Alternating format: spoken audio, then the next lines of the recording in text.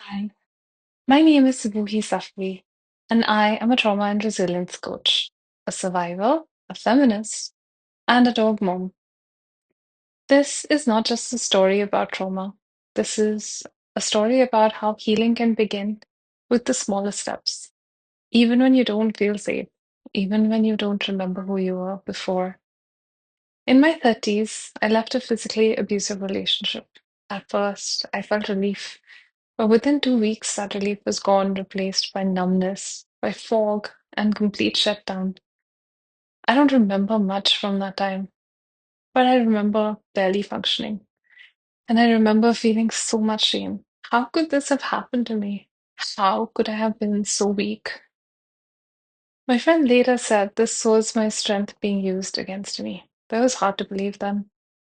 And I remember my dog Artemis, because I had to take her out for walks. I had to take care of her, even when I couldn't take care of myself. Those daily walks became my first nervous system regulation practice, even before I knew what that meant. Back then, I didn't feel safe in my own body. I hated being in my body. And when you hate being in your body, you don't care for it. You don't want to care for it. I smoked too much. I drank too much. I ate too much. Anything to feel something in my body that was so numb. Anything to escape being with myself. But slowly, gently, I began rebuilding safety through movement, through breath, through presence.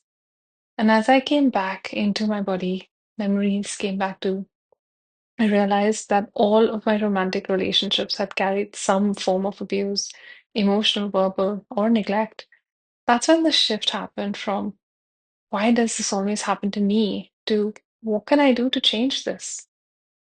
The hardest part was learning how to speak to myself with kindness. For years, my inner voice had said stuff like, I'm so stupid.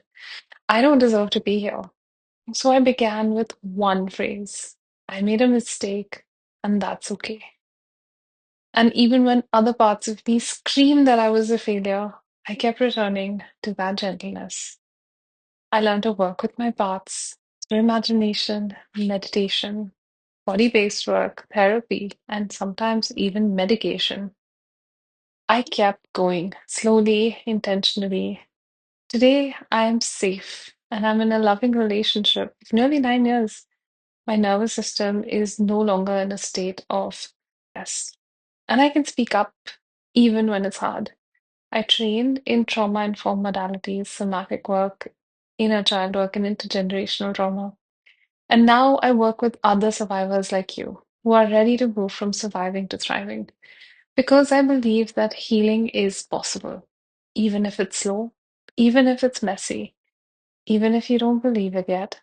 If you've lived through overwhelming stress, if you've never really felt safe in your body or relationships, I see you. This channel is here to support you, to offer you understanding and grounded tools to help you reconnect with your body, reclaim your story, and rebuild your future. You don't have to do it alone. Healing starts with one brave step.